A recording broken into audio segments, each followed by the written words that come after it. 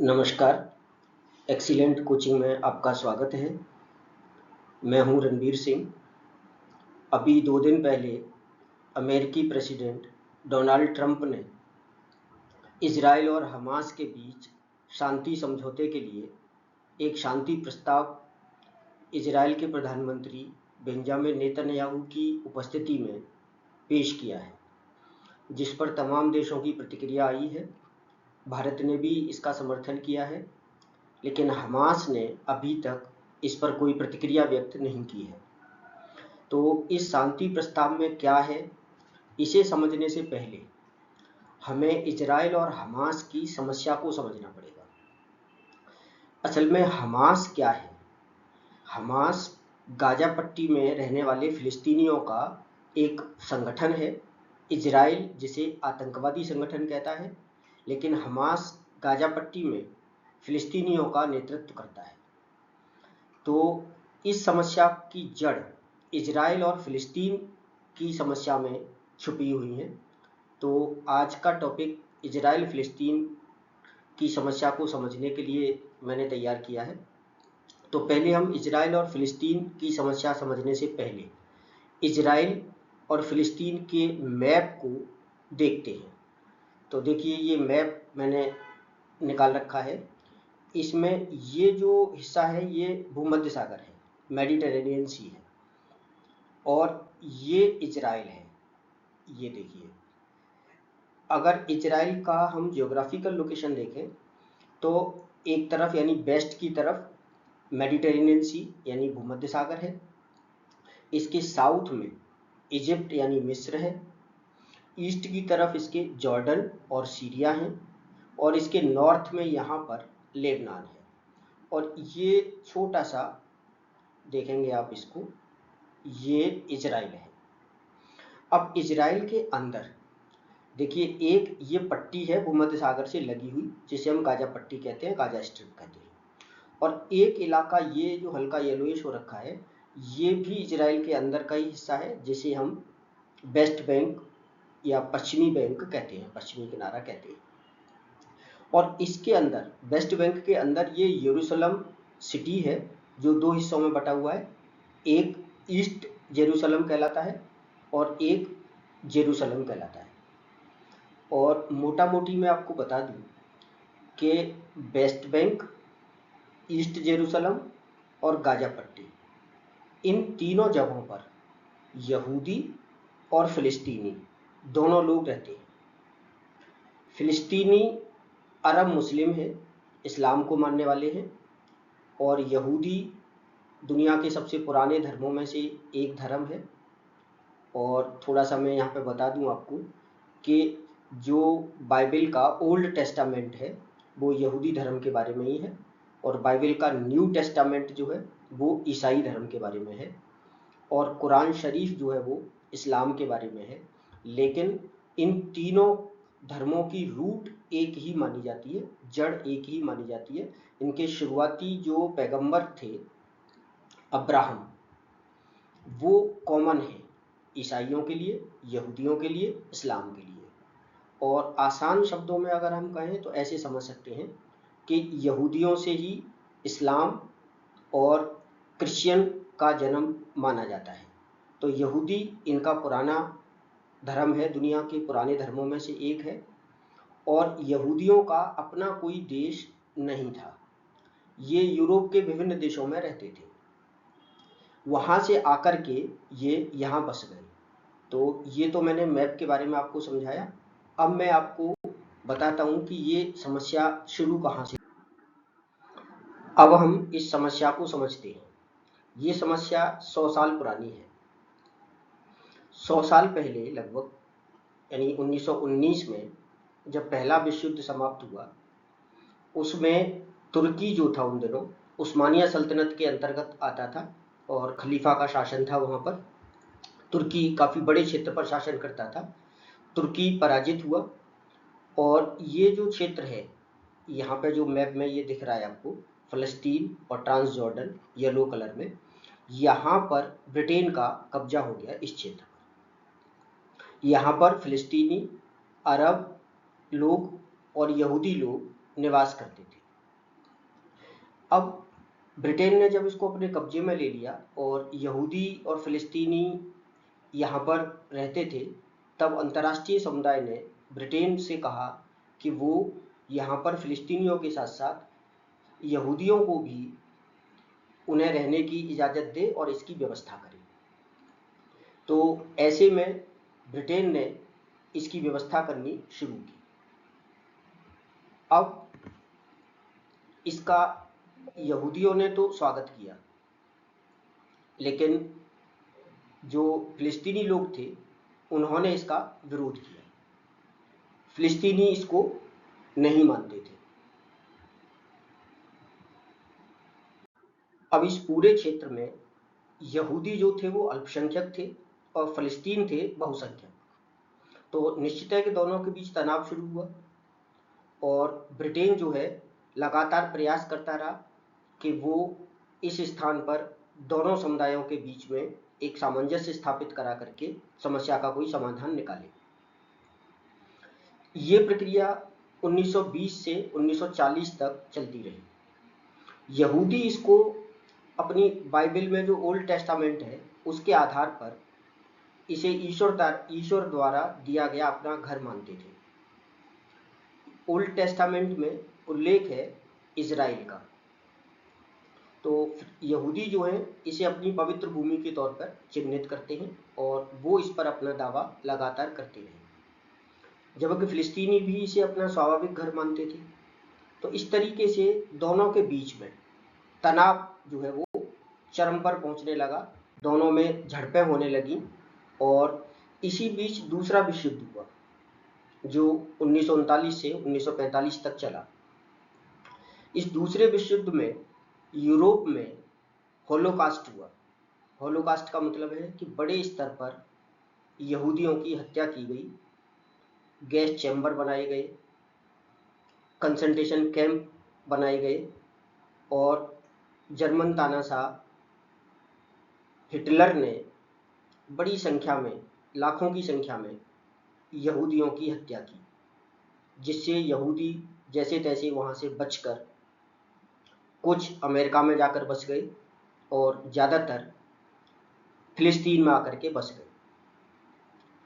तो इस तरह से फिलिस्तीन में यहूदियों की संख्या बढ़ने लगी और धीरे धीरे करके दूसरे विश्व युद्ध जब समाप्त हुआ तब इस समस्या के समाधान के लिए 1947 में यूएनओ में एक प्रस्ताव लाया गया कि किस तरीके से दोनों के बीच में समस्या का समाधान करके भूमि को बांट दिया जाए। तो 1947 में जो प्रस्ताव लाया गया उसमें वोटिंग का प्रस्ताव था, मतदान का प्रस्ताव था, जिसे यहूदी नेताओं ने तो स्वीकार किया, लेकिन ये फिलिस्तीनियों और अरब देशों ने इसे स्वीकार नहीं किया क्योंकि वो इस क्षेत्र में यहूदियों को बसने देना नहीं चाहते थे। तो इस तरीके से जब ये प्रस्ताव लाया गया तो इसके बाद विरोध स्वरूप अरब देशों ने इस पर हमला कर दिया, यानी इजराइल पर हमला कर दिया। अभी इजराइल बना नहीं था ऑफिशियली, लेकिन फिलहाल मतलब 1947 के संयुक्त राष्ट्र संघ के प्रस्ताव के द्वारा इसे इजराइल कहा जाने लगा था। तो इस पर हमला कर दिया और अरब देशों ने जो वेस्ट बैंक का क्षेत्र है और गाजा पट्टी और ईस्ट यरूशलेम तीनों पर अधिकार कर लिया। इसी बीच 1948 में ब्रिटिश शासक इसे छोड़ करके चले गए क्योंकि वो समस्या का समाधान नहीं कर पाए।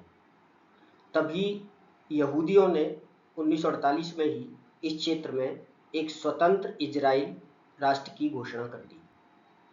फिलिस्तीनियों ने इस पर आपत्ति जताई और जैसा मैंने अभी बताया कि अरब देशों के सुरक्षा बलों ने इस पर हमला बोल दिया और जो मैं अभी बता रहा था कि वेस्ट बैंक, गाजा पट्टी और ईस्ट यरूशलेम पर इन्होंने अधिकार कर लिया। जॉर्डन ने वेस्ट बैंक, का नाम दिया अपने अधिकार वाली ज़मीन को। इजिप्ट यानी मिस्र ने अपने अधिकार वाली ज़मीन को गाज़ा का नाम दिया। और पश्चिम में जो यरूशलेम का पश्चिमी भाग था वो इजरायली सुरक्षा बलों के अधिकार में रहा, लेकिन यरूशलेम का जो पूर्वी भाग था जॉर्डन की तरफ वाला वो जॉर्डन के सुरक्षा बलों के अधिकार में रहा।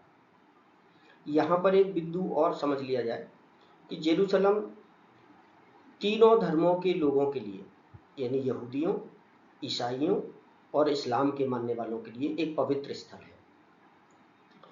इसलिए तीनों का भावनात्मक लगाव यरूशलेम से है।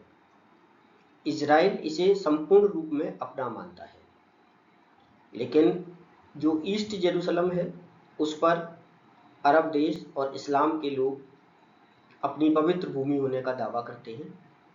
और ईसाई भी यहीं पर, क्योंकि जो ईसाई धर्म के पैगंबर थे, संस्थापक थे जीसस क्राइस्ट, वो यरूशलेम में ही थे और यहीं पर उन्होंने उपदेश दिए थे, तो इस वजह से वो भी इसको अपनी पवित्र भूमि मानते हैं। तो यरूशलेम तीन धर्म के मानने वालों के लिए पवित्र स्थल है। दुनिया में कोई भी स्थान शायद ही ऐसा होगा जहां विभिन्न धर्म के लोग एक ही जगह को अपनी पवित्र भूमि मानते हों। इसीलिए यरूशलेम को इंटरनेशनल सिटी देने का प्रस्ताव दिया गया था शुरुआत में ही, लेकिन इजराइल इसको मान्यता नहीं देता। तो इस तरीके से जब ये सब चल रहा था तब 1967 में इजराइल और अरब देशों के बीच एक बड़ा युद्ध हुआ और इस युद्ध में इजराइल ने इजिप्ट और अरब देशों की संयुक्त सेना को बुरी तरह से पराजित कर दिया और इसने वेस्ट बैंक और गाजा पट्टी को तो छीन ही लिया अरब देशों से, बल्कि जो इजिप्ट है, मिस्र है, उसका सिनाई प्रायद्वीप भी अपने अधिकार में कर लिया और सीरिया की गोलन पहाड़ियाँ, गोलन हाइट्स कहते हैं, उनको भी अपने अधिकार में ले लिया। तो इस प्रकार 1967 में इजराइल ने अरब और मिस्र की संयुक्त सेनाओं को पराजित कर दिया। अब 67 के बाद देखिए मैप पर ये स्थिति हो गई कि ये जो हिस्सा है ये सिनाई प्रायद्वीप है जो इजिप्ट का है, और ये गाजा पट्टी है जो येलो मार्क हो रहा है, ये पूरा इजराइल ने अपने अधिकार में ले लिया। ये वेस्ट बैंक का हिस्सा भी अपने अधिकार में ले लिया और सीरिया में ये गोलन हाइट्स हैं, इनको भी अपने अधिकार क्षेत्र में ले लिया। तो इस तरीके से 67 के युद्ध में इजराइल को एक बहुत बड़ी जीत हासिल हुई और अरब देश और मिस्र संयुक्त रूप से पराजित हुए। अब इसके बाद 1967 के बाद जो फिलिस्तीनी थे उनका नेतृत्व यासर अराफात करने लगे। यासर अराफात की अगुवाई में फिलिस्तीनियों का एक संगठन पहले तो फतेह बना और बाद में फिर वो फिलिस्तीनी लिबरेशन ऑर्गेनाइजेशन यानी PLO के रूप में पहचाना जाने लगा। और फिलिस्तीनियों ने अब गोरिल्ला छापामार युद्ध के द्वारा इजरायली ठिकानों पर हमले आरंभ किए।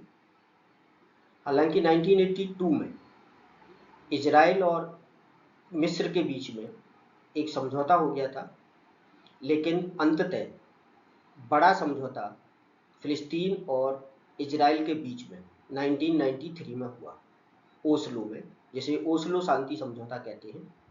इस पर इजराइल और फिलिस्तीनी लिबरेशन ऑर्गेनाइजेशन के अध्यक्ष यासर अराफात ने हस्ताक्षर किए और इस समझौते के अनुसार बताया गया कि फिलिस्तीन लिबरेशन ऑर्गेनाइजेशन जो है वो हिंसा का रास्ता छोड़ देगा और इजराइल के साथ शांति पूर्वक रहने के लिए वो स्वीकार हो गया, मतलब उसने रहना स्वीकार कर लिया।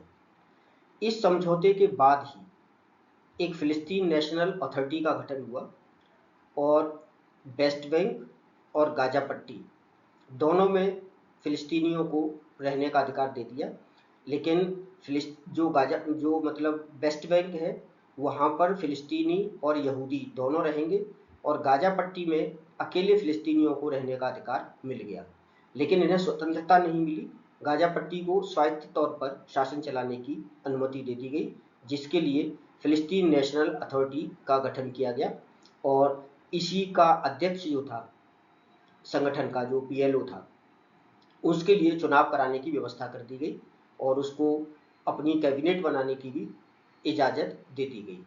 तो इस तरीके से 1993 का ओस्लो समझौता ऐसा प्रतीत हो रहा था कि वो इस समस्या का समाधान कर देगा, लेकिन ऐसा हो नहीं सका।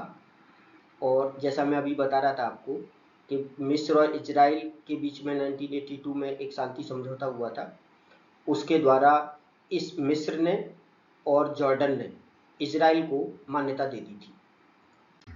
अब मिस्र और इजराइल के साथ शांति समझौते के बाद एक तरह से इजराइल को अरब देशों में मान्यता मिलनी शुरू हो गई, लेकिन फिलिस्तीनियों और जो यहूदी थे यानी कि इजरायली, इनके बीच में एक विश्वास कायम नहीं हो सका।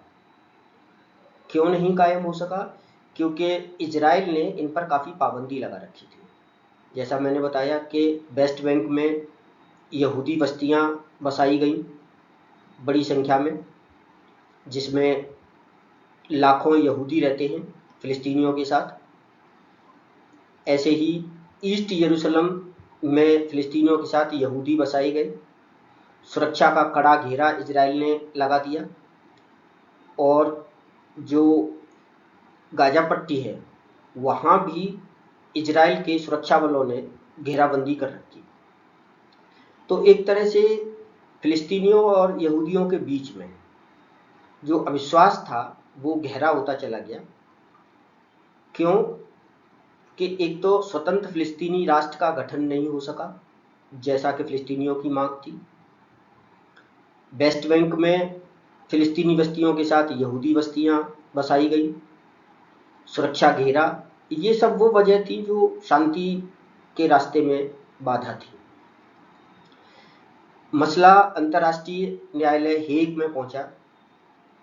उसने भी इजराइल के सुरक्षा घेरे की आलोचना की, लेकिन संयुक्त राष्ट्र संघ में अमेरिकी हस्तक्षेप के कारण और अमेरिकी विश्वास इजराइल के साथ था, अमेरिकी जनमानस इजराइल के साथ था, जिससे कि अमेरिकी सरकार चाहकर भी इजराइल का विरोध नहीं कर सकती थी।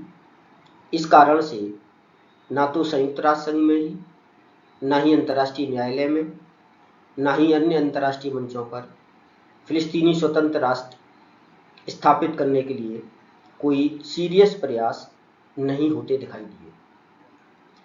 हालांकि संयुक्त राष्ट्र संघ ने फिलिस्तीन को एक गैर सदस्य ऑब्जर्वर स्टेट का दर्जा दे रखा है और फिलिस्तीन जो है वो संयुक्त राष्ट्र संघ की जनरल असेंबली की बैठकों में बहस में हिस्सा लेता है और बाकी जो संगठन हैं उनकी जो सदस्यता है उनको भी बढ़ावा देने का प्रयास किया जा रहा है। लेकिन जैसा मैंने बताया कि अमेरिका पूरी तरह से इजराइल को मान्यता देता है। वो ईस्ट और वेस्ट जेरूसलम के विभाजन को भी स्वीकार नहीं करता। अमेरिका अकेला देश है जो जेरूसलम को पूरी तरह से इजराइल का मानता है और वो इजराइल की राजधानी के रूप में जेरूसलम को मान्यता भी देता है। और इसका कारण मैंने बताया आपको कि अमेरिका में एक यहूदियों की बहुत ज़बरदस्त लॉबी है। उद्योगपति, शिक्षाविद, वैज्ञानिक, इनके रूप में यहूदी वहाँ पर काफ़ी प्रभावशाली हैं और इसलिए जो अमेरिकी संसद है उस पर एक यहूदियों का दबाव समूह काम करता है। और मैंने जैसे बताया कि अमेरिकी जनमानस भी इजराइल को सपोर्ट करता है पूरी तरह से, तो इसलिए ये अमेरिका जो है पूरी तरह से इजराइल को समर्थन देता है। अब जो विशेषज्ञ हैं उनका तो कहना यही है कि स्थायी शांति तभी होगी जब फिलिस्तीनियों की संप्रभुता को स्वीकार कर लिया जाएगा। अभी पिछले दिनों कुछ डेवलपमेंट हुए हैं जिनमें यूरोप के कई देशों ने, जिनमें फ्रांस प्रमुख है, ब्रिटेन भी शामिल है, उन्होंने स्वतंत्र फिलिस्तीनी राष्ट्र को मान्यता दी है, उसकी संप्रभुता को मान्यता दी है। और ज़्यादातर देशों का मानना है सिर्फ अभी वो मतलब उन्होंने दर्जा नहीं दिया है, उनका कहना है कि द्विराष्ट्र सिद्धांत यानी इजरायलियों को अलग राष्ट्र और फिलिस्तीनियों को अलग राष्ट्र का दर्जा जब तक नहीं मिलेगा तब तक इस समस्या का समाधान नहीं हो सकता। अब इसमें हम जैसे समस्या की जड़ पे आते हैं जो इस समय पे मौजूद है कि इस समय पर जो हमास अब क्या है वो अभी चर्चा में नहीं आया यहाँ पे। तो मैं अब जरा हमास के बारे में आपको बताऊं कि जो गाजा पट्टी है वहाँ पर फिलिस्तीनियों का नेतृत्व करने वाला समूह हमास कहलाता है और वेस्ट बैंक में पीएलओ कहलाता है।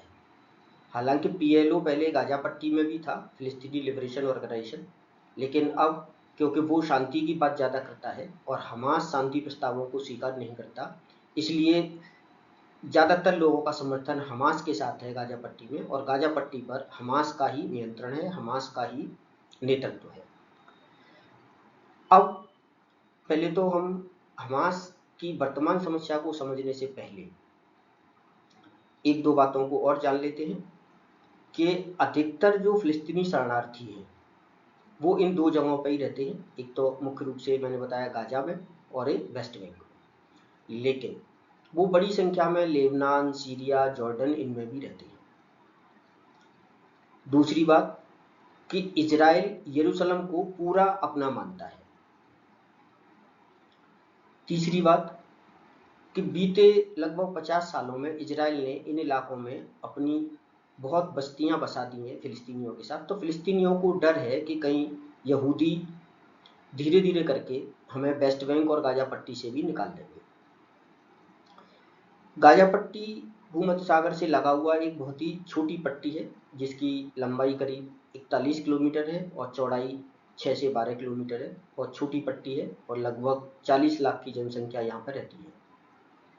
और जैसा मैंने बताया कि इस समय हमास का नियंत्रण है उस पर, और जो वेस्ट बैंक है उसमें फिलिस्तीनी नेशनल अथॉरिटी का नेतृत्व है और अंतर्राष्ट्रीय समुदाय फिलिस्तीनियों की सरकार के रूप में इसमें मान्यता देता है। हालांकि ध्यान रखिए कि फिलिस्तीन को स्वतंत्र देश का दर्जा अभी तक तो कोई नहीं देता था, लेकिन अभी कुछ देशों ने इसको स्वतंत्र राष्ट्र का दर्जा दिया है। तो यहाँ तक तो ये फिलिस्तीन और इजराइल की समस्या समझ में आती है। अब हम समझेंगे आगे वर्तमान में खासतौर से 2023 से हमास और इजराइल का जो युद्ध चल रहा है, तो आपकी समझ में अब तक ये आ गया है कि हमास जो है वो गाजा पट्टी में फिलिस्तीनियों का नेतृत्व करता है। अब हमास और इजराइल के 2023 से अब तक के हमले और वर्तमान में जो अमेरिकी प्रेसिडेंट डोनाल्ड ट्रंप इनके द्वारा घोषित शांति समझौते को मैं अगले वीडियो में आपको समझाऊंगा। तो फिलहाल इस वीडियो में आपने समझा कि इजराइल और फिलिस्तीन की समस्या क्या है, इजराइल राष्ट्र का निर्माण कैसे हुआ, भौगोलिक स्थिति इजराइल की क्या है, फिलिस्तीनियों के कौन से क्षेत्र इजराइल के अंदर हैं, और इजराइल और फिलिस्तीन के बीच शांति समझौते में बाधक जो चीज़ें हैं वो क्या क्या हैं, और हमास क्या है, ये आपने समझा। अब अगला वीडियो हमास पर ही केंद्रित होगा जो कि हमास और इजराइल के वर्तमान युद्ध से संबंधित होगा और शांति समझौते से संबंधित होगा। तो आज के वीडियो में इतना ही।